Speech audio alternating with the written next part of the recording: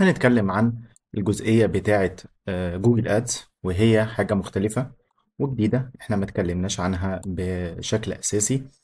ولكن احنا جبنا تلميحات بسيطة جدا آه، عن جوجل ادز، ولكن النهاردة هنتكلم عنه بالتفصيل.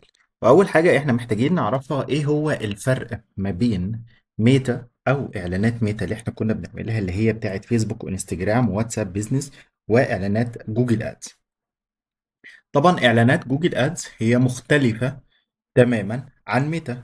بس انا محتاج اعرف من حضراتكم انتوا تعرفوا ايه عن ميتا وتعرفوا ايه عن جوجل ادز. هم. حد عارف حاجة؟ ايه الفرق ما بينهم؟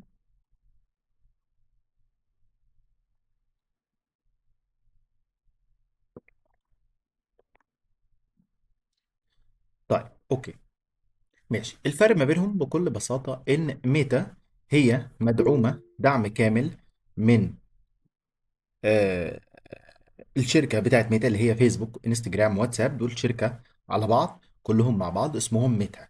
دي اللي احنا كنا بنعملها. طب هو اعتمادها الاساسي بيكون على ايه؟ بيكون على الفيجوالز، على الصور، على الفيديوهات، على المحتوى اللي بيتكتب، على الهوك ان احنا بنطلع احنا العملاء بشكل تلقائي. يعني ايه بشكل تلقائي؟ يعني العميل بيكون بيسكرول او بيقلب بشكل طبيعي جدا على الفيسبوك، على انستجرام، ودلوقتي كمان على الواتساب، وبيلاقي بشكل تلقائي جدا بيطلع له الإعلان الممول بتاع حضرتك ده، بيطلع له كالترشيحات الأولى بالنسبة له، أو بتطلع له من ضمن الفيديوهات والصور اللي هو بيشوفها. طيب، في الجانب التاني هتلاقي عندك جوجل ادز، ان العميل بيدخل على منصة جوجل وهو اللي بيبحث بنفسه. يعني ايه هو اللي بيبحث بنفسه؟ يعني هو اللي بيبدأ يفتح محرك البحث بتاع جوجل، وبيكتب مثلا عايز شنطة، عايز دولاب، عاوز سرير، عاوز او شركة سياحة، او افضل شركة تسويق، او افضل مسوق الكتروني، او آه مثلا دكتور اسنان، دكتور اطفال، دكتور بطنة، ايا كان. هو في الاخر بيسيرش وبيبحث عن الحاجة اللي هو عاوزها. بعد كده بيظهر الاعلان بتاع حضرتك. يبقى معنى كده الفرق ما بين الاتنين ان في ميتا العميل بيبقى بيقلب في التليفون بتاعه بشكل تلقائي، واعلانك بيطلع له بالصدفة او بالاستهداف. الناحية التانية بتلاقي ان في جوجل ادز العميل هو اللي بيبحث عن المنتج او عن الخدمة، فبيطلع الاعلانات بتاعتك كترشيح اول، او بتطلع في اليوتيوب، او بتطلع في الديسبلاي، بتطلع في اماكن كتير. وهنتكلم عن الجزئية دي لما نيجي نشتغل عليها. طيب، ايه هي القنوات اللي مسؤولة عن الاعلانات اللي موجودة او في التسويق الالكتروني على جوجل؟ طيب، اول حاجة عندنا حاجة اسمها الجوجل سيرش او اعلانات البحث. طب ايه هي اعلانات البحث؟ اللي هي بتقول لحضرتك ظهور الاعلان بتاعك لما العميل بيبحث بالكلمات المفتاحية اللي مرتبطة بالخدمة أو المنتج اللي حضرتك بتقدمه. طب يعني إيه؟ يعني حضرتك أنا دلوقتي فتحت محرك البحث بتاع جوجل. بعد ما فتحت محرك البحث وبدأت أكتب كورس تسويق إلكتروني، طلع لي أكتر من مركز، ومن ضمنهم الإعلان الممول بتاعي اللي هو بتاع مركز كيان مثلا. وطلع في نتائج البحث الأولى. يبقى هو ده إن الإعلان بتاعك بيطلع بناء على الكلمات المفتاحية المرتبطة بخدمتك أو منتجك. وهنتكلم عن جزئية الكلمات المفتاحية دي النهاردة بالتفصيل أكتر. طيب، تاني حاجة، حاجة اسمها شبكة الإعلانات، أو عندنا حاجة اسمها الديسبلاي ادز. ما هي الديسبلاي ادز؟ هي الشبكة المسؤولة عن الإعلان، أو شبكة الإعلانات اللي بتتعمل أو العميل بيعملها، ودي بتظهر بشكل مختلف شوية في المواقع، أو المواقع اللي بيكون فيها شراكات تابعة لجوجل، بصور أو براندات لجمهور أوسع. يعني إيه الكلام الجميل ده؟ يعني مثلا أنا النهاردة بدخل على موقع أمازون، فلما بدخل على موقع أمازون بيقول لي اعمل تسجيل دخول علشان تقدر تتصفح زي ما انت عاوز. فانا بدخل اعمل تسجيل دخول، بيقول لي قدامك حاجه من الاتنين: يا تنشئ حساب من الصفر، يا اما تعمل حساب باستخدام جوجل او باستخدام فيسبوك. طيب لما بقول ان انا باستخدام جوجل، يبقى كده جوجل بقى ليه شراكة ثابتة مثلا مع امازون. فلما اعمل اعلان على الديسبلاي ادز، يبقى الاعلان بتاعي هيظهر في امازون، بس انا عامله منين؟ من جوجل. يبقى دي اسمها الشراكة في الاعلانات. نفس الكلام حضرتك لما تدخل مثلا عند اليوم السابع، عند المصري اليوم، عند اي جريدة في الدنيا، هتلاقي فيها اعلانات داخلية جواها. طب الاعلانات الداخلية اللي جواها دي بتيجي منين؟ بتيجي من خلال الاعلانات على جوجل اللي اسمها ديسبلاي ادز او شبكة الاعلانات. طيب بعد كده عندي اعلانات اليوتيوب الاشهر على الاطلاق في العالم. اعلانات اليوتيوب، طيب اعلانات اليوتيوب دي مين المسؤول عنها؟ برضو جوجل ادز او اعلانات جوجل. يبقى انا عشان اعمل اعلان على اليوتيوب قدامي حاجة من الاتنين، يا اما هظهر في محرك البحث، يعني حضرتك بتبحث على خدمة او منتج او شركة او ايا كان من خلال اليوتيوب، هيظهر لك اعلانات في البحث. او لما تيجي تدخل على الفيديو هيطلع لك اعلان قبل ما الفيديو يبدأ او اثناء ما الفيديو شغال او بعد ما الفيديو بينتهي. دي برضو اسمها يوتيوب ادز، بتتعمل من خلال جوجل. طيب بعديها عندي الشوبينج ادز. ما هي الشوبينج ادز؟ هي الاعلانات المخصصة عن طريق ان احنا بنعمل اعلان للمنتجات بالصور والسعر اللي احنا بنقدمه. طيب بالاعلانات بالصور والحاجات اللي احنا بنقدمها، ده معناه ايه؟ ده معناه ببساطة ان حضرتك لما يكون عندك متجر الكتروني وتيجي مثلا تعالوا مثلا اعمل كده، اكتب مثلا وليكن ملابس، مثلا ملابس آه اطفال مثلا، وليكن. اوكي، بس تعالوا نكتب، احنا عايزين نفتح جوجل بس الاول لان دي مش جوجل. عايزين نفتح منصة جوجل. اوكي، جوه جوجل اهو، هروح انا كاتب مثلا كده اهو ملابس، مثلا ملابس اطفال. طيب لما اكتب ملابس اطفال هيطلع عندي قسم اسمه قسم الدعائي اهو زي ما قدام حضراتكم كده.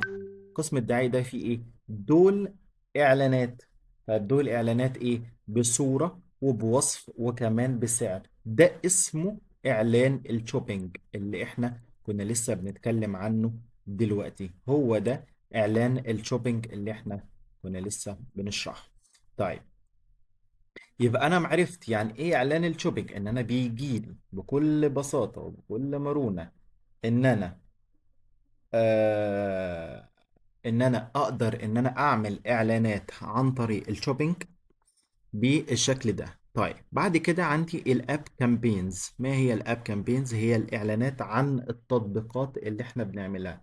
يعني ايه الاعلانات عن التطبيقات اللي احنا بنعملها؟ يعني انا النهارده عندي تطبيق وليكن مثلا لعبة، وليكن مثلا ايا كان الشيء، يبقى لعبة ابلكيشن، اي ابلكيشن في الدنيا او تطبيق في الدنيا، هو بيتعمل عن طريق اي منصه، اذا كان مثلا ابل بلاي، ابل باي مثلا، ابل ستور اسف، او جوجل بلاي، ايا كان مين فيهم. وانت بتدخل بتحمل التطبيق من خلاله. طب انا عشان احمل التطبيق ده محتاج مني حاجه ببساطه شديده اسمها كامبين او اعلان. انا عايز اعمل اعلان عشان الناس تحمل التطبيق ده، فدي اسمها الاب كامبين. ممكن بقى من خلال جوجل بلاي، طبعا ده تبع ابل، تبع جوجل اسف، وابل بلاي برضو او ابل باي، اقدر ان انا كذلك اعمل منها اعلان ممول من خلال مثلا اي منصه زي جوجل، زي فيسبوك، زي انستجرام، زي سناب شات، زي اي منصه، والناس تدخل تحمل التطبيق. نفس فكره الاعلان اللي احنا كنا بنتكلم عنه ب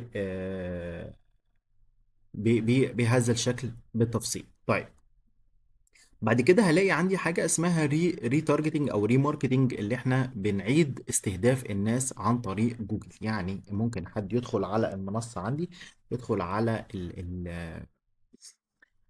مثلا يدخل مثلا على الويب سايت، يدخل على الحملة الإعلانية وما يشتريش في الآخر أو ما يكلمنيش، أنا أقدر إن أنا أعيد استهدافه مرة واثنين وثلاثة وأربعة وخمسة. ودي الميزة الأهم اللي بتميز طبعا بيها جوجل عن أي منصة. طبعا موجود في الباقي بس دي أكتر حاجة بتميز طبعا جوجل. طيب انا لو عايز النهارده ان انا عن طريق الكامبينز بتاعتي ان انا عايز اتفرج على اعلانات المنافسين. طب احنا قلنا قبل كده الجزئيه بتاعه مشاهده اعلانات المنافسين دي بتفيدني في حاجات كتير جدا جدا جدا، واهمهم ان انا ببقى عارف شكل الاعلانات بتاعت المنافسين ايه. طيب انا عشان ادخل على اعلانات المنافسين لازم ان انا هدخل على حاجه اسمها جوجل ادز ترانسبيرنس سنتر.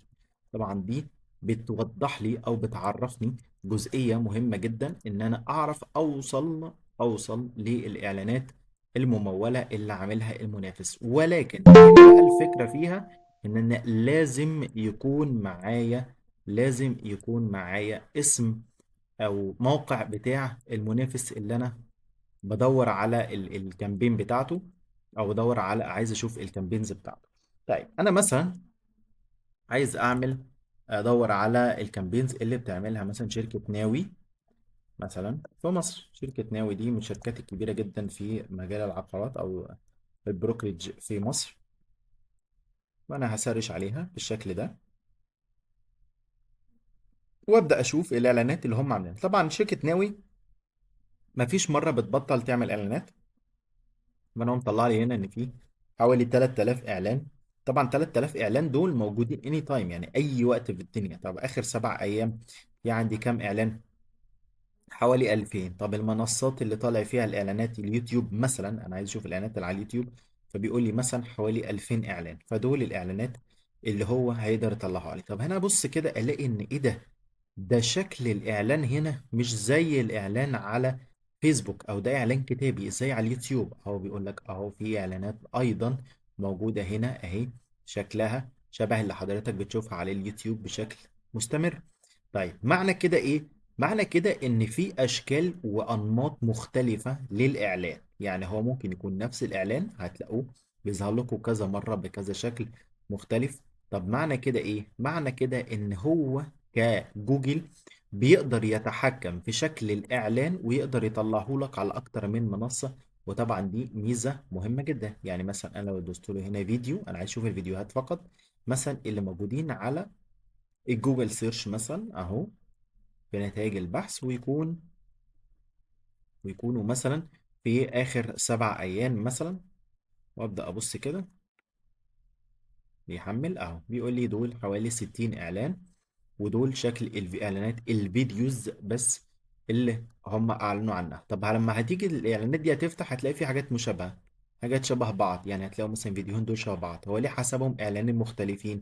لان هو عملهم من اعلانين مختلفين. طب ده كمان وده كمان اهو هو عمال يكرر المحتوى ولكن في اعلانات كتير مختلفة. وطبعا ده بيخليه عنده قدرة ان هو زي ما بيقولوا بيبلع السوق، ان هو بيعمل طبعا كم اعلانات ضخم جدا جدا جدا، وبيصرفوا مصاريف جبارة على الاعلانات عشان يطلعوا بالشكل ده. يعني بصوا اهو نفس الاعلان معمول يعتبر بكونتنت مختلف، مرة مكتوب بالانجلش مرة مكتوب بالعربي.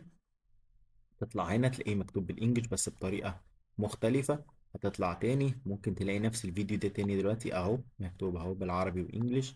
تطلع تاني وهكذا.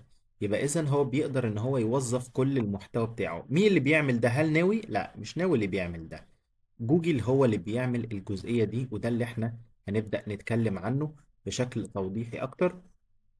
ان انا النهارده عرفت ادخل على جوجل ادز، او ان انا اشوف اعلانات المنافسين. انا كده عرفت هما بيكتبوا محتوى شكله عامل ازاي، بيكتبوا عناوين شكلها عامل ازاي، شكل الصور والفيديوهات ايه. طبعا احنا نقعد نتفرج وقعدوا اتفرجوا على كل المنافسين اللي انتوا عارفينها واللي انتوا مش عارفينها. دي شكل المنصات اللي بيظهر فيها الإعلانات، أو دول المنصات مش شكل بس، دول المنصات اللي بيظهر فيها الإعلانات الممولة بتاعت حضرتك على جوجل. يعني هتلاقي عند حضرتك اليوتيوب والديسبلاي والسيرش والديسكفر والجيميل والجوجل مابس. دول الأكثر أماكن استخداما للإعلانات، أو الأكثر الحاجات اللي بيطلع فيها الإعلانات بتاعت حضرتك. طب انا عشان اظهر في الاعلانات بالشكل ده، يعني عايز اظهر في اليوتيوب وعايز اظهر هنا وعايز اظهر هنا وعايز اظهر هنا واظهر هنا واظهر هنا، اظهر في كل دول زي ما ناوي اعمل، محتاج ان انا اعمل اعلان في كل واحده من دول لوحدها؟ الاجابه لا. انت ممكن تعمل اعلان واحد فقط يجمع كل دول على بعض، ولكن انت لازم قبل ما تعمل ده تعال أعرفك على حاجة اسمها الكلمات المفتاحية. وهنا الكلمات المفتاحية حاجة مهمة جدا جدا جدا إن حضرتك تكون عارفها قبل ما تبدأ أي شيء. نطلع بس كده خطوة بس عندنا السلايد أهي. أوكي، نطلع بس كده واحدة. أوكي، طيب ما هي الكلمات المفتاحية؟ الكلمات المفتاحية بكل بساطة شديدة هي اللي بتقول لحضرتك انت واقف فين وبتشتغل ازاي، والعميل بتاع حضرتك نوعه ايه. طيب ده معناه ايه الكلام الكبير اللي احنا بنقول ده؟ معناه ببساطة شديدة ان انا النهاردة علشان اجيب عميل او العميل يوصل لي لازم يكون في لغة حوار ما بيننا. يعني ايه لغة حوار ما بيننا؟ يعني لازم نبقى احنا الاتنين بنتكلم نفس الكلام، احنا الاتنين بنقول نفس المصطلحات، احنا الاتنين بنوجه جوجل لنفس الشيء. انا كمحمود كمسوق، وحضرتك كمشتري. يعني لازم احنا الاتنين يتوارد افكارنا في كلام واحد. يعني مثلا انا دلوقتي لما جيت ادي مثال لحضراتكم ان انا عايز ملابس اطفال، شفتوا انا كتبت ايه؟ ملابس اطفال. فتعالوا نفكر، في كم واحد بيدخل يكتب على النت ملابس أطفال ويسكت؟ وكم واحد بيكتب جيبة أطفال أو بنات لعمر كذا؟ كم واحد بيكتب تي شيرت أبيض بيزك؟ كم واحد بيكتب بنطلون كذا؟ ولا الناس بتكتب بشكل عام، يعني بيروحوا كاتبين ملابس أطفال، يروحوا كاتبين آه مثلا يعني ملابس رجالي، ملابس بشكل عام؟ لا، لو هو بيكتب ملابس بشكل عام او ملابس اطفال بشكل عام او اي شيء، لان في حاجات كتير جدا، في اقسام كتير جدا جوه ده. طب يعني ايه اقسام كتير؟ يعني انا لما اقول لحضرتك ان كلمة ملابس هي كلمة عامة جدا وغير مخصصة او محددة باي شيء. يعني ايه؟ يعني لما نقول كلمة ملابس هلاقي نفسي ان انا رايح في الدايرة الكبيرة قوي دي بدون اي شيء، انا بقول ملابس. طيب هل انا قلت لحضراتكم ان دي ملابس رجالي؟ لا. ملابس اطفالي؟ لا. ملابس كاجوال؟ ملابس فورمال؟ ملابس اي نوع من الدنيا؟ الاجابة لا. يبقى معنى كده ان ده برود ماتش او ده عام بشكل عام. بشكل عام احنا خلاص ما فيش اي استهداف لاي ناس، انا ما بقتش عارف انا بكلم رجاله ولا ستات ولا اطفال ولا كبار، ولا انا مقاسات خاصه ولا الوان معينه ولا جين معين، يعني ناس قديمه في السن ولا حديثه ولا من صغار السن، انا ما بقتش عارف انا بكلم مين. انا عام جدا حتى في كلامي. فانا لو بعمل اعلان ممول كاتب فيه ملابس للبيع فانا مسوق فاشل، لان انا مش عارف انا بكلم مين. طيب لو انا ببيع مثلا سويت شيرت هودي وقلت ان انا عندي هودي للبيع، معنى كده ان انا بقيت مخصص او محدد؟ لا، انا ما زلت عام. ليه؟ لان في هودي اطفال، في هودي رجال، في هودي بنات، وفي هودي سيدات كبيره، كل دي، وفي رياضي وفي خروج، في الوان مختلفه وفي سايزات مختلفه، حاجات كتير جدا. طب انا حتى الان حتى لما قلت المنتج انا ما بقتش مخصص ولا محدد او مطابق، المطابقه للعباره او مطابقه التامه، لا. طب انا كده معناه ايه؟ انا كده معناها ان انا عام ولكن انا مخصص في شيء او انا محدد في شيء. طب ايه الكلام المعقد اللي محدش فاهمه ده؟ يعني بقول لحضرتك لما تيجي تختار الكلمات المناسبة في الإعلان بتاعك تأكد إن هم يكونوا شيء مطابق للي العميل بيدور عليه، أو بالظبط أو تام 100% للعميل بيدور عليه. طيب الاتنين دول معناهم إيه؟ الاتنين دول معناهم إن حضرتك هتكتب حاجة من الاتنين. يا إما هتكتب الجملة الطويلة اللي هو في الجزء اللي تحت ده، اللي هو مثلا هودي رجالي كاجوال اسود مقاسات مختلفة او لصيف 2026، يبقى انا كده حددت بالظبط ايه اللي انا ببيعه. طيب امتى اكون ان انا في الكاتيجوري بس انا مش محدد؟ ان انا ممكن اقول ملابس كاجوال رجالي لصيف 2026، يبقى انا اللي انا عملته ده ان انا حطيتك في كاتيجوري، ما حطيتكش في اندستري. يعني ايه؟ يعني انا ما حطيتكش في صناعة بشكل عام، ما قلتلكش ان ده مجال الملابس وسكتك، او سكت وسبتك بقى انت تدور، او سيب العميل يدور يا رب يلاقيني. لا، انا حطيتك جوه تخصص ان انا بقول لك ده ملابس الرجالي للصيف 2026، ملابس سيدات ل 2026، ده ملابس كاجوال اولاد ل 2025 ل 2026. طب انا مش عايز اكتب السنة، اعمل ايه؟ ممكن تقول احدث، مثلا احدث الاصدارات. طب انا مش عايز اقول ولا احدث ولا عمر ولا سنة ولا كل الكلام ده. ممكن تميزها بلون، ممكن تميزها بمقاس. يبقى معنى كده ان انا بقلل فرص الخطأ للعميل. فانا النهاردة لو انا كاتب في الاعلان بتاعي مثلا بدلة رجالي سودة للافراح وسكت،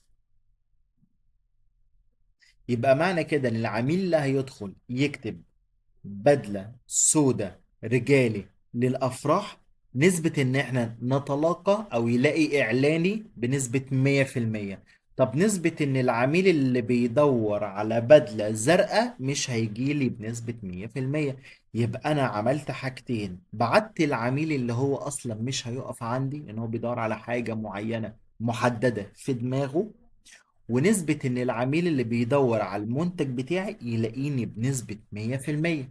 يبقى الكلمات المفتاحية الفكرة فيها ان ده المحتوى او ده بداية المحتوى اللي احنا بنكتبه في جوجل ادز. يبقى لازم لما اجي اكتب حاجة تكون يا اما مطابقة العبارة او مطابقة تامة، او انا بقول له الكاتيجوري يا اما فريز ماتش يا اما اكزاكت ماتش. يعني مش عايزك تكتب لي ملابس، مش عايزك تكتب لي هدوم، مش عايزك تكتب لي مثلا تسويق، مش عايزك تكتب لي السياحة. كل دي حاجات عامة جدا. لكن انا عايز اطول كلمة ممكنة مفسرة. فسر لي الكلام ده. يعني انا عايز حضرتك تقول لي ان دي افضل شركة سياحة للسياحة الداخلية في الشرم والغردقة في مصر. تحددت لي بالظبط هما بيطلعوا رحلات فين. طب ممكن برضو افضل شركة سياحة للسياحة الخارجية في بالي ونيوزيلندا والمانيا، هو حددت لي بالظبط هما بيسافروا فين. طب ممكن مثلا في التسويق، افضل شركة تسويق الكتروني متخصصين في الاعلانات الممولة وكتابة المحتوى وتصوير الاعلانات. بالظبط. انا ما خرجتش بره الاطار اللي انا ببيع فيه. انا عايزك تكون مفسر عشان العميل لما يشوف الاعلان بتاعك ما يترددش، يجي لك انت. طيب العميل ما ترددش وجالي انا كده فهمت. طب انا هجيب منين الكلمات المفتاحية دي؟ دي هيكون ليها جانب ان شاء الله المحاضرة الجاية هنطلعها بالتفصيل الممل مع بعض بإذن الله. طيب ايه هي انواع الاعلانات اللي موجودة على جوجل ادز اقدر ان انا اعملها؟ اول حاجة عندي اعلان نوعه بيرفورمانس ماكس. طيب يعني ايه بيرفورمانس ماكس؟ بيرفورمانس ماكس هي الإعلان اللي حضرتك بتوجه بيه إعلانك إنك أنت عاوز كل شيء، تشمل كل القنوات. فاكرين لما أنا قلت لحضرتك أنت مش محتاج تعمل إعلان لده لوحده وده لوحده وده لوحده وده لوحده؟ لا، أنت تقدر تعمل الإعلان اللي اسمه بيرفورمانس ماكس ده، والإعلان ده يستهدف مع حضرتك كل، يشمل جميع القنوات أو كل القنوات اللي هو بحث جوجل واليوتيوب والشبكة الإعلانية والخرائط والجيميل والشوبينج، كلهم مع بعض في وقت واحد. بلس إن ده بيعتمد على الذكاء الاصطناعي في تحديد أفضل جمهور ليك. طب معنى كده إن الإعلان ده هيفشل؟ لا، جوجل بيدعم الذكاء الاصطناعي أفضل من أي منصة على النت. طيب ايه كمان بيحتاج من حضرتك؟ يكون عندك نصوص اللي هو المحتوى اللي اتكلمنا عليه دلوقتي، اللي هي الكلمات المفتاحية. يكون عندك صور، ويكون عندك فيديو احترافي او فيديوهات احترافية زي ما احنا شفنا ناوي عامل كده. عندك صفحة لاندنج بيج او صفحة هبوط، موقع الكتروني ليه صفحة معينة انت عايز تعمل اعلان عليها. ويكون عندك منتجات مختلفة لو ده متجر الكتروني، يعني انت لو عندك متجر عندك اكتر من منتج تقدر ان انت تحطهم مع بعض والعميل يقدر ان هو يشتري زي ما عملنا في جزئية الملابس. يبقى انا باعلان واحد طلعت بنصوص وصور وفيديوهات، واللاندنج بيج والفيديوهات الكتالوج او الفيد زي ما احنا اتكلمنا. طيب ايه الميزة كمان اللي احنا نقدر نعملها؟ ان ده بيجيب اعلى معدل تحويلات ممكنة باقل تكلفة ممكنة. يعني ده بيجيب لحضرتك اكبر نسبة زيارات للصفحة او للموقع الالكتروني بتاع حضرتك، بيجيب لك اعلى مشاهدات على الفيديوهات، بيجيب لحضرتك اعلى اوردرات، وكل ده باقل تكلفة. ليه؟ علشان حضرتك بتقدم له كل شيء. طب ده مفيد امتى؟ مفيد اكتر للناس اللي عندها متاجر الكترونية، يعني بيبيعوا منتج من خلال موقع إلكتروني، أو الخدمات اللي بتستهدف الليدز، أو إن العملاء يتصلوا بيهم أو يدخلوا يتواصلوا من خلال واتساب، أو حتى المبيعات المباشرة زي مثلا العقارات، إن هو بيدخل يملى فورم ويدخل يشتري بعد كده، أو يقابله ويشتري بعد كده. طيب ميزتها أكتر في إيه؟ إن هي بتعملها كلها في حملة إعلانية واحدة، وبتتوزع هي بشكل تلقائي على جميع المنصات بتاعت حضرتك. فدي طبعا ميزة مهمة جدا جدا جدا تقدروا ان انتوا تستفيدوا منها. طيب بعد كده هتلاقي عند حضراتكم حاجة اسمها تحليل الموقع بتاع اعلان جوجل. طب انا عشان احلل الاعلان بتاع جوجل اعمل له اناليزيشن او اناليتكس، اعملها ازاي؟ عند حضرتك منصتين، عند حضرتك جوجل كونسول وجوجل اناليتكس. الاتنين دول مش هتقدر تعمل عليهم شغل او تقدر تستفيد منهم الا لما يكون عندك موقع الكتروني. طب ده بيبين لحضرتك ايه او بيعرفك ايه؟ ان العدد الزيارات اللي جولك دول جولك منين. يعني موقع مثلا بيقول لحضرتك احنا دخل على الموقع وليكن مثلا 1000 شخص، ال1000 دول جولك منين؟ من الفيسبوك ولا من جوجل ولا من انستجرام ولا من زيارات مباشرة؟ يعني الناس كتبت اسم الموقع بتاعك بشكل مباشر على طول. طيب تعرف من خلالها سلوك المستخدم، يعني الناس بتقعد قد ايه جوه الموقع بتاعك، وده بيفرق. بيزوروا انهي صفحات، وده مهم جدا جدا انك تعرف ايه اكتر المنتجات اللي الناس بتزورها عشان بعد كده ترش او تركز على الاعلانات. الناس بتخرج امتى؟ يعني ايه بتخرج بتخرج امتى؟ يعني لما بتشوف انهي منتج او بتقف عند انهي نقطة بيخرجوا خلاص. تعرف تقيس الاداء بتاع الاهداف بتاعك او الجولز اللي انت بتقدمها. يعني الناس بتعمل تسجيل دخول، بيعملوا حسابات يعني عندك، ولا بيعملوا تحميل لحاجة او داونلود لحاجة، ولا بيشتروا، ولا بيملوا بياناتهم او النموذج بتاعهم وما بيكملوش او بيكملوا. لازم تعرف. طب هتعرف ايه كمان؟ هتعرف من خلالهم الجمهور، يعني الأعمار اللي بتزور الموقع بتاعك دول من كام لكام، البلدان اللي بتزور الموقع بتاعك دول فين، الأجهزة اللي بيستخدموها، يعني ده موبايل ايه، أبل، أندرويد، هواوي، أوبو، ايه اللي بالظبط اللي هو بيستخدمه، وايه هي الاهتمامات بتاعتهم، يعني الناس دي بتهتم بإيه. وده برضو جوجل أناليتكس هيعرفونك بشكل كويس جدا. طيب تكشف كمان الصفحات الأقوى والصفحات اللي محتاجة تحسين. يعني لما تلاقي إن في صفحة كل ما عميل بيدخل عليها بيشتري، إذا دي أقوى صفحة عندك. طب لما كل صفحة العميل بيدخل عليها بيخرج، أو ما بيكملش، أو ما بتفتحش، لازم تعرف إن كل ده العميل بيخرج، يبقى الصفحة دي محتاجة تتحسن. تعرف ده منين من غير التحليل؟ لازم يكون عندك جوجل اناليتكس مربوط بالموقع الالكتروني بتاعك. طيب هي اداه مهمه جدا جدا اذا كان جوجل اناليتكس او جوجل كونسول، عشان تبني عليه، او ده بيبقى الاساس الرئيسي عشان تعمل اي قرار او تعمل اي خطه تسويقيه. بعد كده انت مش بتخمن، انت بس عارف ايه الحاجات اللي حضرتك محتاج تعرفها. ايه الخطوات اللي انت محتاج تاخدها. يعني انا كنت بعمل اعلان في الاول فاتح الاستهداف على الاخر، لقيت ان اغلب الناس اللي بيدخلوا اعمارهم ما بين مثلا 25 ل 45، يبقى انا عرفت ان دول اللي هستهدفهم بعد كده. طب كل الناس اللي بيجوا لي مثلا من مصر، فانا كنت بعد كده كنت قبل كده بعمل اعلان في مصر والسعوديه والامارات والبحرين والكويت، ولقيتهم اغلبيتهم 90% من الاوردرات في مصر. بروح عامل ايه؟ اخلي كل الاستهداف بتاعي في مصر. طيب في مصر كمان لقيت ان انا بستهدف مصر كلها؟ لا، لقيت اكتر محافظات اللي بتشتري مني مثلا القاهرة وبني سويف والفيوم واسكندرية، يبقى خلاص لازم اركز الاوردرات بتاعتي او اركز الاعلان بتاعي بعد كده يكون في الاربع محافظات دول اكتر حاجات اركز عليهم. طيب لقيت ان مثلا التليفونات اللي اكتر ناس بتستخدمها مثلا هي الاي او اس او الابل، فانا اركز ان يكون ابل. طبعا ده ما بفضلش، بس انا بديكوا امثله. ليه؟ فكره ان انت بتشوف قياس الاداء وعلى اساسه بتقدر تبني الخطه بتاعتك المستقبليه، مش مجرد ان انت بتتوقع او انت حافظ حاجه او حد قال لك انا كنت بستهدف كذا اعمل زيي وخلاص. طيب شكل الاعلان او الاوبجكتيفز اللي جوه الاعلان ايه هي؟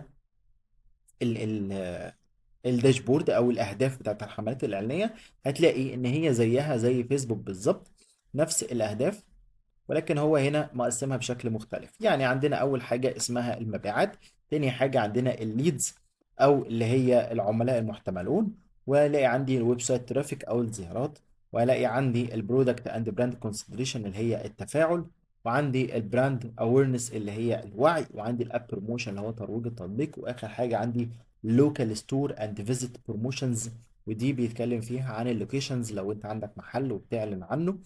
واخر حاجه انك تعمل اعلان بدون اي هدف من كل دول، وانت اللي بتحدد ايه انسب حاجه بالنسبه لك. طب احنا بنشتغل بناء على ايه؟ بناء على احنا محتاجين ايه. هل احنا محتاجين زيارات فقط، ولا احنا محتاجين مبيعات، ولا احنا محتاجين عملاء محتملون، عايزين تفاعل على الاعلان بتاعنا، عايزين وعي الناس تحفظنا، عايزين داونلود، عايزين ايه بالظبط. طب لو انا مش عارف احدد ايه، بختار اللي هي كرييت كامبين ويزاوت جول جايد لاينز دي، وبعد كده بيفتح معايا على طول اللي بعده ان انت عايز ايه جوه ده. هل انت هدفك الرئيسي زي فكرة التحويل، اللي انت هدفك الرئيسي السيلز او المبيعات، الليدز، الترافيك، نفس الكلام هيعيده لك تاني بشكل جديد. طبعا هنجيب ده منين؟ والجزئيه دي هنتكلم في الحته دي العملي ان شاء الله من المحاضره الجايه، بس النهارده هناخد اوفر فيو بشكل عام، لان جوجل تقيل، فلو احنا جبنا ده على ده كله في محاضره واحده مش تفهموا اي حاجه. خلينا نمشي واحده واحده كده ايه مع بعض. طيب بعدها هتلاقوه بيسألكوا ان انتوا عايزين الاعلان بتاعكم يكون، هل يكون سيرش ولا ديسبلاي ولا شوبينج ولا فيديو ولا سمارت ولا ديسكفري. طبعا احنا لما بنيجي نشتغل بنشتغل على البرفورمانس ماكس اللي احنا اتكلمنا عليها فوق. لما نيجي نطلع فوق كده هلاقي عندنا بيرفورمانس ماكس او الاداء الافضل، دي طبعا اكتر حاجة احنا بنشتغل عليها، هتلاقيها من ضمن الاوبشنز لما نيجي نشتغل. طيب شكل الاعلان بتاع حضرتك لما تيجي تعمل اعلان السيرش او البحث بيبقى شكله عامل ازاي؟ انا عايز برضو اعرف. طيب لما تيجي حضرتك مثلا تكتب جوجل ادز مانجمنت جوردن مثلا، لو احنا عايزين حاجه في الاردن، وليكن انا عايز اشوف اعلان السيرش او البحث ده بيكون عامل ازاي، بتلاقي مكتوب جنبه على طول كده مكتوب كلمه اد او اعلان. معنى كده ان اللي قدام حضراتكم ده اول واحد ده في نتيجة البحث اسمه اعلان ممول، والاعلان ده على السيرش، يعني لما حد يكتب حاجة كده يطلع هو كرقم واحد. طيب هو يستفيد ايه بقى لما يطلع رقم واحد؟ يستفيد ان الناس بتثق اكتر في اول ثلاث نتائج بحث اللي قدام حضراتكم دي. اول واحد ده اعلان، وده بيكون الاعلى ثقة، لان بقول ان جوجل هو اللي برشحه لي. في دماغي دايما انا بفكر في كده، ان جوجل هو اللي مرشح لي الاعلان ده، اذا او مرشح لي الموقع ده، اذا هو ده اكتر حاجة مناسبة للي انا بدور عليه. فبيكون عندهم الزيارة، لو لقوا الحاجة اللي هم عاوزينها طبعا ايه بيشتروا المنتج او هم بيكلموا المكان او ايا كان، فهو ده بيكون اعلى استفادة. طيب تقدر ازاي تفضل موجود؟ لازم تاخد بال حضرتك كده ان ده مقسم او الاعلان ده مقسم لاكتر من شيء، وتعالوا نتكلم عنه بالتفصيل الممل دلوقتي.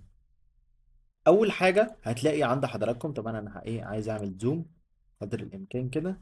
عشان ايه؟ ايوه، بس كده. طيب انا النهارده عشان احلل الاعلان قدام حضراتكم ده محتاج ابص عليه بمنظور مختلف. انتوا بالنسبه لكم ده شويه كلام تحت بعضه، واحنا مش فاهمين منه حاجه او مش عارفين ده ايه. اول حاجه مكتوب كلمه اد او اعلان. لما مكتوب كلمه اد او اعلان اذا ده اعلان ممول، خلاص ده انا فهمته. حلو. طيب بعديه مكتوب HTTP اللي هو الموقع اسمه georgesheko.com. ده الموقع الالكتروني اللي احنا لما هندوس على الاعلان ده هيودينا ليه. يبقى دي اول حاجه انا عرفتها، ان ده اسم الموقع الالكتروني. طيب بعدها لقيت عندي حاجة اسمها هاشتاج نمبر 1 AdWords Management Service، وبعدين في فاصل ثم فيز دبل دوت اللي هو pay after result only. فبصيت كده لقيت في عندي كلمتين ما بينهم فاصل. دول ايه؟ دول اسمهم الكلمات المفتاحية في العناوين الرئيسية. الله أكبر. يعني ايه؟ يعني أنا عندي كلمة مفتاحية. الكلمة المفتاحية اسمها ايه؟ اسمها مانجمنت سيرفيس. اهي دي كلمة مفتاحية. طيب انا عملت ايه؟ كتبت له عنوان، يبقى ده العنوان رقم واحد، ثم ده عنوان رقم اتنين، يبقى ده منفصل في ما بينهم فاصل. اهو فين الفاصل؟ اهو الشرطة دي هي دي الفاصل اللي ما بينهم، ده رقم واحد ده رقم اتنين. يبقى الكلمة المفتاحية هو راح ضايف لها هاشتاج نمبر 1 ادوردز، وبعدين راح ضايف كلمة مانجمنت سيرفيس اللي هي الكلمة المفتاحية. بعديها فيز هتلاقي pay after results only، نفس الفكرة. دي الكلمة المفتاحية اهي، كل دي كلمة مفتاحية لعنوان رئيسي. طيب يبقى انا عرفت كده ان الاعلان ده عبارة عن موقع الكتروني واتنين عنوان رئيسي او اتنين عنوان اساسي فوق اهم. ادي واحد لحد الشرطة دي، ثم اتنين. طيب ايه كمان؟ قلت لك ان لا، دول مش مجرد عناوين، ده عنوان جواه كلمة مفتاحية. ممكن تكون الكلمة المفتاحية اد وورد مانجمنت سيرفيس او كلمة باي افتر ريزلتس اونلي، دول لوحدهم ودول لوحدهم، وجوجل هو اللي بيجمعهم. طيب تاني حاجة بلاقي ان هو عامل حاجة اسمها الوصف.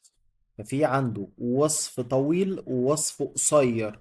طب ايه هو الوصف؟ لقيت عندي مكتوب hello I am George I can help you to grow your business او grow your business نقطة. لحد النقطة دي ده كده الوصف رقم واحد. بعد كده ندخل على وصف رقم اتنين اهو certified internet marketer نقطة، يبقى كده وصف رقم اتنين. بعد كده history of results رقم تلاتة اهو workmanship مش عارف graduated نقطة أو guaranteed نقطة، money back guarantee نقطة. يبقى هو كده عامل أدي وصف اتنين تلاتة أربعة خمسة، خمسة وصف في إعلان واحد. طيب هو حضرتك محتاج تعمل الخمسة؟ اه محتاج تعمل الخمسة. ليه؟ لأن الكلام دلوقتي بقى بيديني ثقة أكتر. احنا طبعا هنا هو كان احنا بندور على حد بيكون بيعمل إعلانات لجوجل أدز في الأردن، فهو بيقول لحضرتك إن أنا اسمي جورج، وإن أنا أقدر أنمي البيزنس بتاعك، وأنا سيرتيفايد يعني أنا معايا شهادة إن أنا بقدر أعمل أو أنا ماركتير إنترنت أو الديجيتال ماركتير.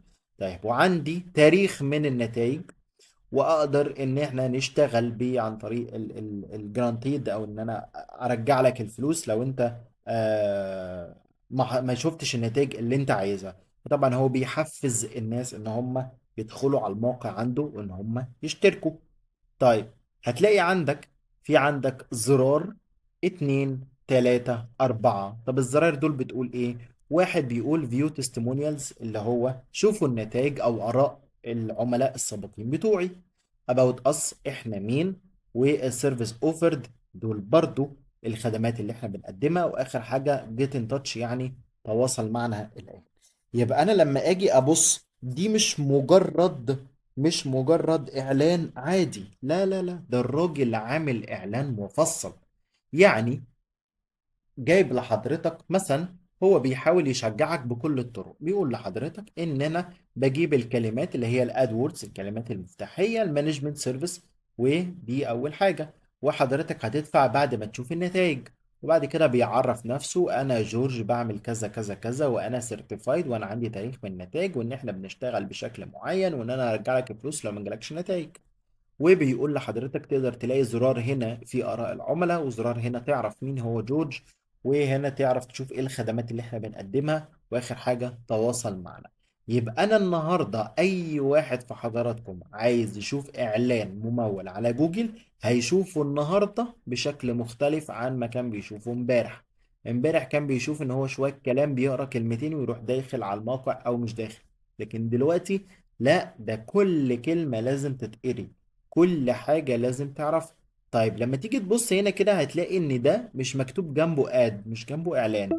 اذا ده ايه؟ اذا ان ده بكل بساطة ده مش اعلان ممول. طيب لما تيجي تحتيه كده تبص دول ايه؟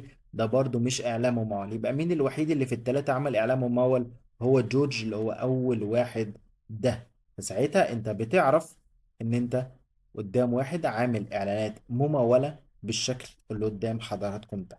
ده شكل الإعلان البحث اللي هو بتاع جوجل. طيب، هو في أشكال تانية لإعلانات جوجل؟ هتلاقي في إعلانات تانية. نبص كده هنلاقي عندي إعلان اسمه الديسبلاي. ما معنى كلمة ديسبلاي؟ معنى كده إن ده إعلان ظاهر في مكان تاني مختلف. يعني إيه في مكان تاني مختلف؟ يعني ظاهر في موقع إلكتروني تاني. يعني لما أجي أبص هنا كده ده شكل الإعلان أهو، ملوش علاقة بأي حاجة تانية. طيب لما اجي ابص كده على الاعلان ده هلاقي ان هو عامل ايه؟ كاتب الاوفر بتاعه كله في صورة. دي صورة، ده مش تكست، مفيش كتابة. يعني ده ملهاش علاقة بيه، يعني اللي مكتوب هنا ده، يعني اللي مكتوب هنا ده ملهوش علاقة بده، اللي مكتوب هنا ده ملهوش علاقة بده. ده إعلان ممول لوحده، حضرتك بتدوس عليه بتروح للموقع الإلكتروني بتاعهم وبتبدأ تشوف. طيب بعد كده هتلاقي إعلان اليوتيوب اللي حضراتكم عارفينه وزهقانين منه. أدي إعلان يوتيوب أهو. وعندك الجزئية بتاعت سكيب ادز اللي انتوا طبعا بتستنوها عشان تدوسوا تتخطى الإعلان. النهاردة انت اللي بتعمل الإعلان ده، فخد بالك لا يكون الاعلان بتاعك ممل فالناس تعمل سكيب ادز. طب في طرق تخلي الناس ما تعملش سكيب ادز؟ في طريقة، في طريقة ان الناس ما تعملش سكيب. ولكن خد بالك، كل ما يكون الاعلان بتاعك بيتشاف والناس عايزاه احسن ما تغلس على الاعلان او تغلس على الناس ويشوفوا الاعلان غصب عنهم. فخد بالك كويس قوي قوي قوي من النقطة دي عشان بتفرق. طيب، ده اعلان اليوتيوب اللي كلكم حافظينه. ممكن يطلع في اول، ممكن يطلع في اول الفيديو، ممكن يطلع في النص، ممكن يطلع في الاخر، على حسب هو بيكون مقسم قد ايه. لو الفيديو طويل جدا جدا جدا ممكن يكون في اكتر من فاصل في النص، في اعلانات كتير قوي. وبعد كده بيجي ايه؟ الجزئية بتاعت طب هل اليوتيوب في ناس بتعمل زيارات من خلاله؟ هل في ناس تشترك من خلاله؟ في ناس بتشترك في القنوات وبتشترك في المواقع وبتاخد الخدمات وبتشتري منتجات وكل كده من خلال اليوتيوب. لو ما كانتش ما كانش هيبقى فيه كم الكبير جدا من الاعلانات اللي على اليوتيوب. عمرك ما تدخل على اليوتيوب تدخل على قناة كبيرة وتشوف اعلان ليها ومش هتلاقي فيديو، لازم هتلاقي فيديو. بمعنى كده ان في نتائج ونتائج كويسة جدا جدا جدا. طيب بعد كده هتلاقي عند حضرتك الجزئية بتاعت الشوبينج أو الإعلان. طيب الشوبينج أو الإعلان هتلاقيها بالشكل اللي قدام حضرتك ده بكل بساطة. تقدر إن حضرتك أهو تلاقي الصورة، تلاقي عندك الوصف، تلاقي عندك السعر، وده اللي احنا كنا بنتكلم عنه من شوية، ده الشوبينج أدز زي ما شفنا على الجزئية الملابس. طيب بعد كده هتعدي هتلاقي ده اعلان التطبيق او ترويج التطبيق اللي احنا كنا بنتكلم عنه. هتلاقي ده شكل الاعلان اهو، مكتوب لك تحت انستول او تحميل، ان حضرتك تقدر ان انت تحمل الاعلان بتاعك من خلال ان انت تدوس عليها وبعد كده تحمل. هتلاقي برضو لما تيجي تعمل زوم هنا كده، تعال نعمل زوم ونيجي نبص عايزين نشوف تفاصيل الاعلان الجميل ده. هنلاقي عندي كلمة انستول ناو، يبقى ده كلمة مفتاحية رقم واحد. اوبر ايتس اندرسكور او دبل دوتس فود ديليفري شرطة ديليجيس ايت اوردريت. يبقى عندي كل دول كده رقم 2، وبعد كده ده رقم 3. يبقى أنا عندي عنوان 2 3 4، دول 4 عناوين موجودين فين؟ في نفس الإعلان. طيب بعدها على طول بلاقي عندي إيه؟ فود ديليفري إيزير أوبر إيتس نقطة، يبقى ده وصف رقم 1. وبعد كده the food you want when you want it نقطة، يبقى ده وصف رقم 2. يبقى انا عشان اعمل الاعلان الممول ده في عندي اللوجو، في عندي ادي عنوان، ادي عنوان التاني، ادي العنوان التالت. حلو. وبعد كده عندي ادي وصف رقم 1، الوصف رقم 2. يبقى انا عشان اعمل اعلان زي ده يطلع لازم يكون عندي الحاجات دي. لازم يبقى عندي اللوجو، وعندي الكلمات المفتاحية، وعندي المحتوى اللي انا اقدر ان انا اقوله للناس واقدمه عشان يعرف يشتري. وهنتكلم ازاي دلوقتي نطلع الكلمات المفتاحية بشكل يدوي ببساطة شديدة من غير اي تعب ومن غير فرهدة. طيب طبعا الجزئية بتاعت الإعلان الممولة أو الإعلان بتاع الحملات الإعلانية بتاعت جوجل، يكون عند حضرتك حاجة اسمها البيدنج أو المقايضة. ودي دايما بنروح لأكتر حاجة ليه اسمها الكونفرجن أو ماكسيمم كونفرجن، وهي بتحط البادجت بتاعت حضرتك بشكل تلقائي. طيب دلوقتي احنا هنعمل ايه؟ هنوقف المحاضرة دي لمدة 5 دقايق بالظبط، بعدين هنرجع أعرف حضراتكم ازاي هتعملوا جدول من الكلمات المفتاحية. هتاخدوه تاسك دلوقتي، يعني هنطلع الكلمات المفتاحية دلوقتي بعد ما انا هشرحها عشان اتأكد ان حضراتكم قادرين تعملوها بشكل مظبوط 100%. وبعد كده نكمل المحاضرة بتاعتنا، او هيبقى دي اخر حاجة هناخدها. المحاضرة النهاردة خفيفة شوية بس المعلومات اللي فيها تقيلة. فبعد المحاضرة دي او بعد الجزئية اللي احنا بنتكلم فيها عن الكلمات المفتاحية، هيبقى دي آخر حاجة هناخدها عشان المرة الجاية ناخد كله عملي 100% لجوجل ادز، ما يبقاش فيه أي تفصيلة واقعة مننا. تمام؟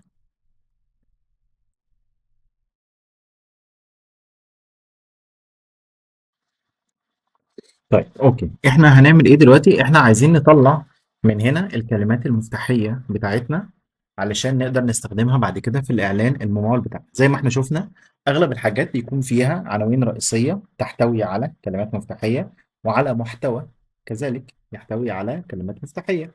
يبقى اذا انا عندي شقين، الشق الاول العنوان الرئيسي في كلمات مفتاحية، والمحتوى فيه كذلك برضو كلمات مفتاحية. يبقى الكلمات المفتاحية معايا هي عامل أساسي ورئيسي أنا هشتغل بيه.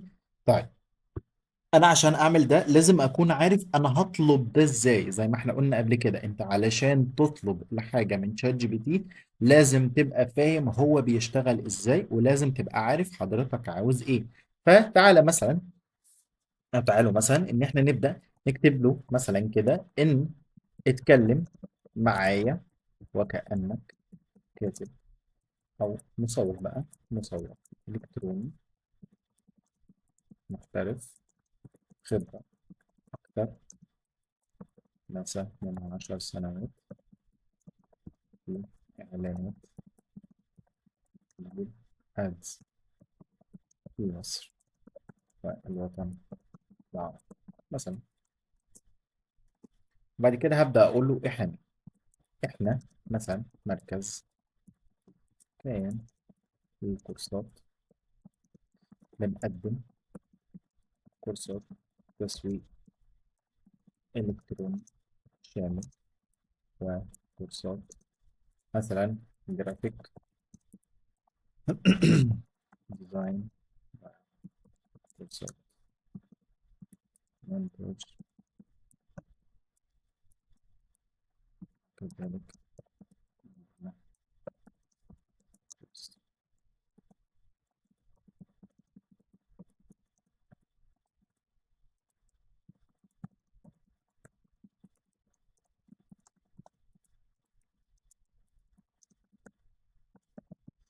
انا كده عرفته احنا مين، وممكن اقول له مثلا احنا لينا فرعين، واحد مثلا حاجة ده إضافية في الدقي، والتاني في مدينة نصر، وعندنا خدمة مثلا الكورسات الأونلاين.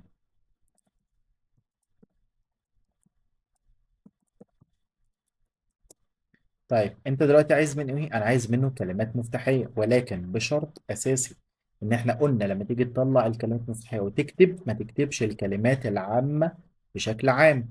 خليها تكون كلمات تامه او كلمات محدده او كلمات مخصصه، كلمات مركزه اكتر على المحتوى او على الخدمه اللي حضرتك بتقدمها. فهقول له جهز لي جدول من الكلمات المفتاحيه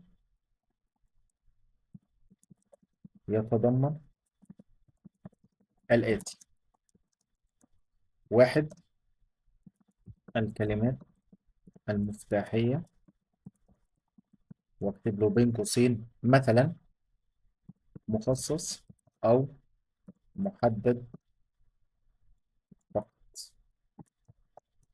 طيب، تاني حاجة أنا عايزها سعر الكلمة بالجنيه المصري، وأقول لحضرتك ده معناه إيه لما نيجي نخلص. طيب، رقم ثلاثة، معدل التنافس بين، أو مثلا في السوق، بين قوسين عالي فقط. أقول لحضرتك ده معناه إيه دلوقتي حالا من ثواني. بعد كده معدل معدل البحث الشهري يتخطى 100,000 نتيجة بحث شهرية من فقط. يقص، قول له جهز لي الجدول الآن، وراح أعمل له انتر. يبقى انا كده قسمت برضو مع الحاجة اللي انا بكلمه فيها على جزء هو مين واحنا مين، وبعد كده بقول له ايه الطلبات اللي احنا عاوزينها بالتفصيل الممل، وهنتكلم عن التفاصيل دي بأدق التفاصيل دلوقتي حالا. طيب، اول حاجة انا طبعا طلبت منه كلمات تكون تنافسيه بتاعتها عاليه، كومبيتيتيف بتاعتها عاليه. طب ليه؟ علشان انا عايز ادخل السوق بتاع الاعلانات او السوق بتاع الكورسات او السوق بتاع الناس اللي بتعمل اعلانات على جوجل، واكسب اي عميل يكون جاد معايا بسرعه. لكن انا مش هقدر ان انا استنى. طيب، يعني ايه بقى الكلام اللي قدام حضراتكم ده؟ اول حاجه مكتوب عندك الكلمات المفتاحيه قدامك اهي: كورس تسويق الكتروني، تعلم تسويق الكتروني، دبلومه التسويق الالكتروني، كورسات تسويق الكتروني اونلاين، كورس جرافيك ديزاين، تعليم جرافيك ديزاين، كورس مونتاج فيديو، تعليم مونتاج، كورسات اونلاين معتمده، افضل كورسات تسويق الكتروني، دبلومه جرافيك ديزاين، كورسات معتمده في مصر، مركز تدريب تسويق الكتروني، كورسات تدريب في القاهره. طيب، هو دلوقتي كاتب لي الكلمات دي. طب الكلمات دي فيها حاجه انا اقدر استثنيها؟ الاجابه لا. ليه؟ لان انا قلت له بالظبط انا عايزها. طيب، فهو دلوقتي الكلمات دي كلها منطقية بالنسبة لي. أي حد هيدخل يبحث يا إما هيكتب كورس تسويق، أو هيكتب تعلم تسويق إلكتروني، أو دبلومة تسويق إلكتروني، أو كورسات تسويق إلكتروني أونلاين لو هو عايزها أونلاين مثلا زي حضراتكم كده، كورس جرافيك ديزاين، تعلم الجرافيك ديزاين، تعلم المونتاج فيديو، تعلم المونتاج، كورسات اونلاين معتمده، افضل كورسات تسويق الكتروني، دبلومه جرافيك ديزاين، كورسات معتمده في مصر، مركز تدريب. هتلاقي كل دول حضراتكم في يوم من الايام ممكن تكتبوها. طيب، يعني ايه متوسط سعر النقره بالجنيه المصري؟ يعني يعني اللي قدام حضراتكم ده هو المتوسط بتاع سعر النقره. يعني احنا لو خدنا ال الكلمه اللي قدام حضراتكم دي كده، خدناها كده كوبي، رحنا جايين كده عملنا نيو تاب، ورحنا حطينا هنا كده السيرش، ورحنا دايسين انتر، نزلنا تحت لقينا في مكتوب عندي سبونسر ريزلتس، يعني دي اعلانات ممولة. واكتب لي هنا يوديمي، وبعد كده لقيت عندي جروث بتاع جوجل نفسها وفيسبوك وحاجات كده. طيب، الاعلان ممول بتاع يوديمي الجميل ده، على فكره لما نيجي ماشي اوكي مفيش غيره. طب الاعلان ده معنى كده ايه؟ معنى كده ان الاعلان ده هم دافعين النقره من 18 ل 35 جنيه. يعني انا لو دوست هنا كده تكه واحده على الاعلان ده، هم هيدفعوا من 18 ل 35 جنيه تمن التكة الواحدة. طيب معنى ان انا كاتب كورس التسويق الالكتروني بالشكل ده، اذا انا عميل جاد ان انا اخد كورس، فالتكة ساعتها هتبقى برقم قليل. يعني مثلا انا دلوقتي دخلت، حلو، وبدأت اشوف ده كورس اهو تسويق الكتروني في شاب جميل عامله اهو، تمن الكورس اهو آه 382 جنيه شهريا حاجة كده، اه 280 جنيه ثمن الكورس. في إمكانية الوصول لأكثر من 28 ألف من الدورات الأعلى تقييما، اعرف التفاصيل مش عارف إيه حاجات كده. طيب في كم طالب خد الكورس ده؟ 17000 طالب. 17000 طالب، يعني الراجل ده الإعلان أو الكورس بتاعه اتباع 17000 مرة. طيب ده كلام جميل. يعني معنى كده إن لما نيجي نبص هنا من 8 ل 35 ده، لو هنقول إن هو بيجي له مثلا 17000 17000 واحد خد الكورس في 280 جنيه، يعني الراجل ده كسب من الكورس ده بس 4 مليون و700 ألف جنيه. طيب يعني هو لو بيدفع إعلانات المتوسط المتوسط آه ما بين ال 18 ل 35، يعني حوالي 26 جنيه مثلا. يعني 26 في ال 17000 اللي هو صرفهم، يعني صرف له 442 ألف ناقص ال 4 مليون 700 اللي قلناهم. يعني الراجل ده كسبان صافي من الإعلانات 4 مليون وشوية. فاحنا طبعا بنتكلم في ان الرقم ده ولا شيء مقارنة بحاجة بتتباع. طب الراجل ده الكورس بتاعه ب 200 جنيه، في نفس الكورس بتاعها ب 1000 2000 3000 10000 20000 30000 100000. فدي منافسة عالية.